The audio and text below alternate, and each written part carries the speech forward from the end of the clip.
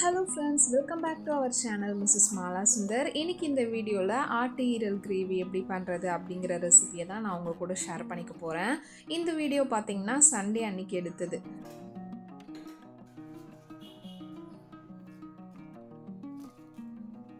இந்த கிரேவி பண்ணுறதுக்கு வெங்காயம் பார்த்தீங்கன்னா இந்த மாதிரி நீள நீளமாக கட் பண்ணி எடுத்துக்கோங்க. இந்த கிரேவி பண்ணுறதுக்கு தேவையான எல்லா வெஜ்ஜஸுமே கட் பண்ணி எடுத்துக்கிறேன். எனக்கு பார்த்தீங்கன்னா பர்சனலாக பச்சை மிளகாய் சாப்பிட்றது ரொம்பவும் பிடிக்கும். அதனால் பார்த்தீங்கன்னா நான் ஒரு 7-8 பச்சை மிளகாய் எடுத்திருக்கேன். நீங்கள் உங்களோட காரத்துக்கு ஏற்ற மாதிரி எடுத்துக்கோங்க. அதே மாதிரி தக்காளி எப்போ கட் பண்ணாலுமே இந்த மாதிரி நீள நீளமாக கட் பண்ணி எடுத்துக்கிட்டிங்கன்னா சீக்கிரமாக குழஞ்சி வதங்கி வந்துடும். குட்டி குட்டியாக சாப் பண்ணிங்கன்னா அந்த தக்காளிக்கு மேலே இருக்க அந்த ஸ்கின் பார்த்திங்கன்னா திப்பி திப்பியாக அப்படியே நிற்கும். இந்த கிரேவி பண்ணுறதுக்கு ஆயில் கொஞ்சம் எக்ஸ்ட்ரா இருந்தால் தான் நல்லாயிருக்கும். நான் பார்த்திங்கன்னா 5 டீஸ்பூன் கிட்ட கடலெண்ணெய் சேர்த்துக்கிட்டேன். எண்ணெய் பார்த்திங்கன்னா நல்லா காஞ்சிருச்சு. இப்போ இதில் 1/2 டீஸ்பூன் கிட்ட சோம்பு சேர்த்துக்கிறேன். சோம்புமே பார்த்திங்கன்னா நல்லா பொரிஞ்சு வந்துருச்சு. இப்போ இதில் கீரி வச்சுருக்க பச்சை மிளகாவை ஆட் பண்ணி நல்லா ஃப்ரை பண்ணி எடுத்துக்கிறேன். இப்போ இதில் ஒரு கொத்து கருவேப்பிலை சேர்த்து அதையும் ஆயிலில் ஃப்ரை பண்ணிக்கலாம். இது ரெண்டுமே ஃப்ரை பண்ணதுக்கப்புறம் கட் பண்ணி வச்சுருக்க ஆனியன் சேர்த்துக்கிட்டேன். நான் பார்த்தீங்கன்னா மீடியம் சைஸில் 3 ஆனியன் நீல வாக்கில் கட் பண்ணி சேர்த்துருக்கேன். இப்போ இந்த ஆனியன் நமக்கு நல்லா கோல்டன் ப்ரௌன் கலரில் சாத்தியாகி வரணும்.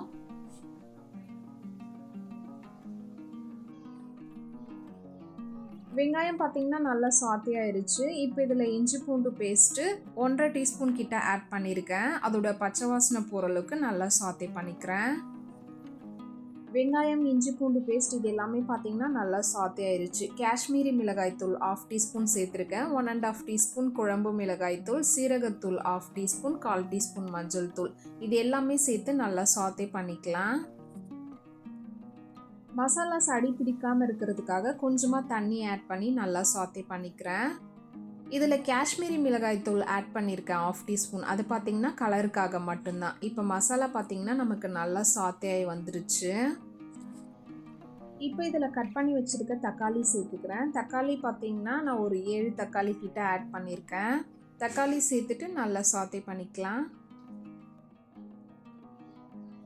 இப்போ இதை மூடி போட்டு ஒரு 1 நிமிஷம் விட்டிங்கன்னா தக்காளி நமக்கு நல்லா குழஞ்சி வதங்கி வந்துடும்.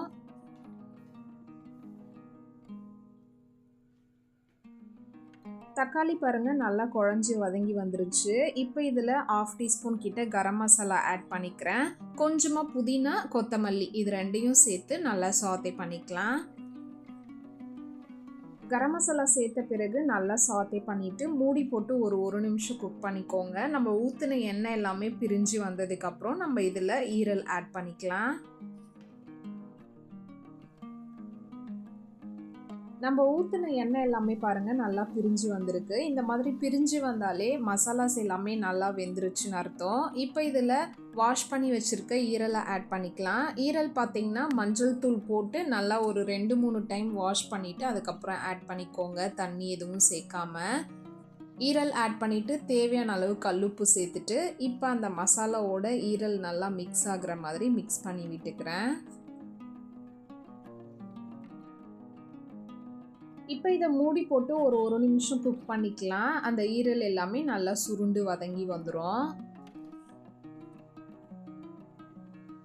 ஈரல் பாருங்கள் நல்லா சுருண்டு வதங்கி வந்திருக்கு. ஒன்ஸ் இதை நல்லா மிக்ஸ் பண்ணிவிட்டு இப்போ இந்த ஈரல் வேகிறதுக்கு தேவையான அளவு தண்ணி சேர்த்துக்கிறேன். உங்களுக்கு எந்த அளவுக்கு கிரேவி வேணுமோ அந்த அளவுக்கு நீங்கள் இதில் மசாலாஸு, தண்ணி இது ரெண்டையும் சேர்த்துக்கணும் பார்த்து. இப்போ இதை மூடி போட்டு ஒரு 10 நிமிஷம் குக் பண்ணிக்கலாம்.